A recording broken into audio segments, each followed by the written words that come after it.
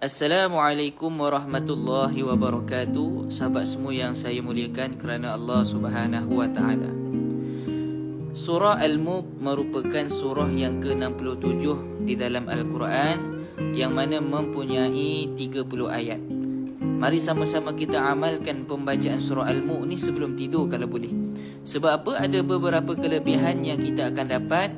Antaranya yang pertama, ia akan memberikan syafaat kepada pembacanya sehingga Allah Subhanahu wa taala mengampunkan dosa pembacanya.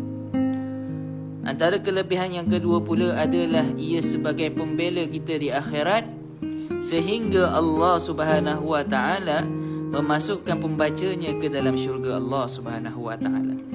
Antara kelebihannya yang ketiga, ia merupakan amalan Nabi sallallahu alaihi wasallam. Rasulullah tidak akan tidur kalau Rasulullah tidak membaca surah Al-Mulk. Kalau Rasulullah dah baca surah Al-Mulk, barulah Rasulullah akan tidur. Dan antara kelebihannya yang keempat adalah ia akan menyelamatkan kita daripada azab kubur. Akan menyelamatkan pembacanya daripada azab kubur, yang mana kalau mereka ini baca surah Al-Mulk setiap malam sebelum tidur, insya-Allah. Jadi kalau kita dah tahu kelebihan dia, mari kita amalkan dan sampaikan kepada orang lain.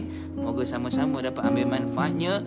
Kita sama-sama mendapat syafaat, mendapat pembelaan, mendapat tiru amalan Nabi SAW, dan kita diselamatkan daripada azab kubur dan juga api neraka, insya-Allah. Assalamualaikum.